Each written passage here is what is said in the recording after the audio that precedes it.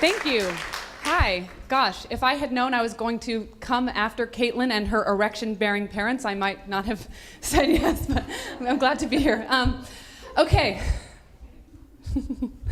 The first time I learned how to strip-tease, it resulted in my husband laying on the floor at my feet and moaning.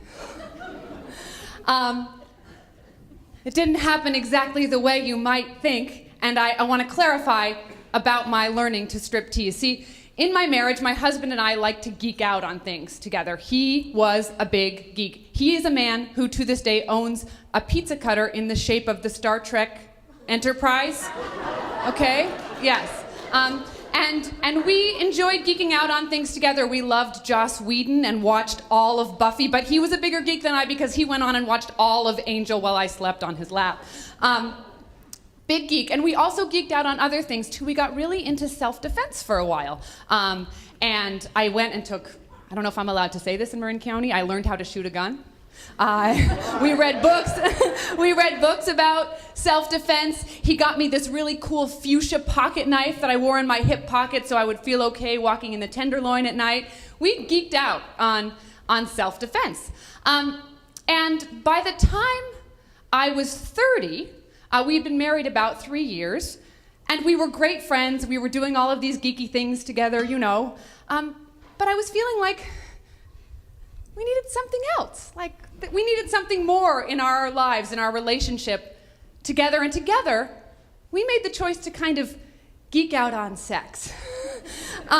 We started reading erotica together. Now, I may write things occasionally that are okay, but I'm not a very good reader, and I will never forget the time I evoked the wrong mood when reading a book and I said, "His firm hand touched the soft, round globs of her ass." Globes. It was globes of... Way to kill a mood. I bought and used sex toys for the first time in my life. I learned all about extended massive orgasm. I geeked out on that. I learned all about the upper left quadrant of the clitoris, which is like, how geekier can you get to focus on one little spot that big? I was focused on this. I was gonna do well. And I even went so far as to take a pole dancing class at Good Vibrations in Berkeley. I took it in Berkeley. I didn't know anyone in Berkeley. I thought I could walk in with a big hat and no one would recognize me.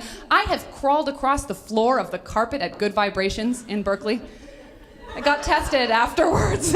But I took the class and I was not, it was not right for me. I felt really shy and nervous and embarrassed. And in fact, when one of my husband's work colleagues found out that another of the coworkers and I had taken this class, we were mortified and embarrassed, and I thought, you know, I need to do something more on my own, more privately, to become better in touch with my sexuality, my femininity, and really jumpstart our marriage. Now, something about me that you should know too is that I'm a pretty frugal person. When I can do it myself, I will.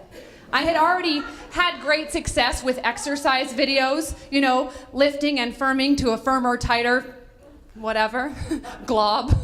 And so I had done quite well doing exercise on my own. I was growing my own garden. I was making bread from scratch.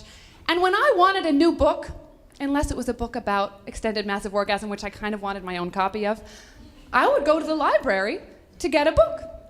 And one day I was at the library in the exercise section looking at like exercise DVDs and various things that I might get to, you know, work on my workouts. And I saw a book. And I realized that this book was the answer to my problem. It was called Strip Workouts for Every Woman.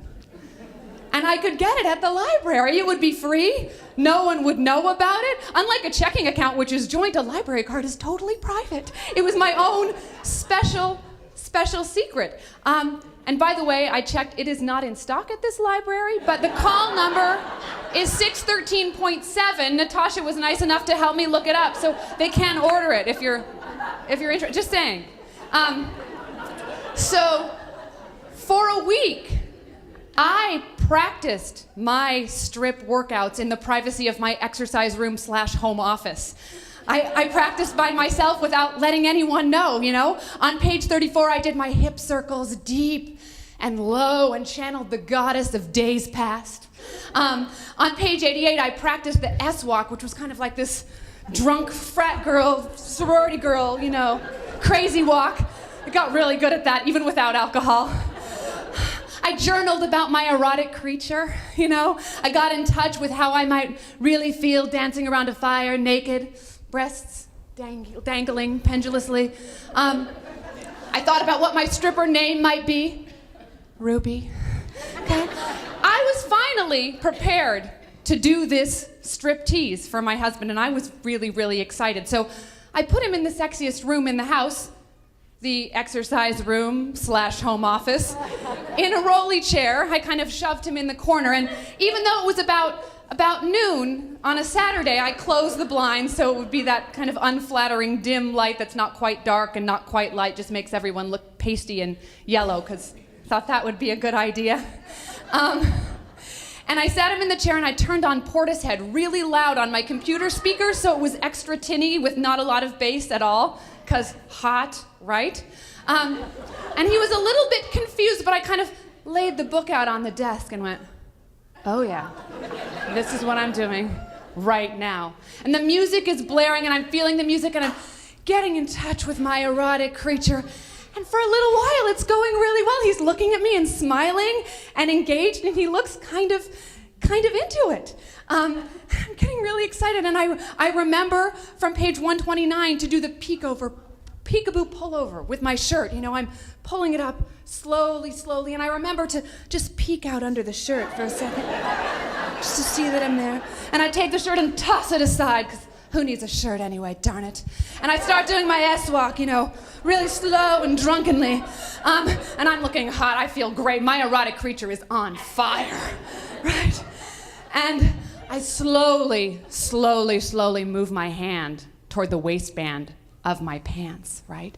It's time for the big reveal. It's time to do, as Sheila Kelly says on page 134, drop trow. I'm ready to do it.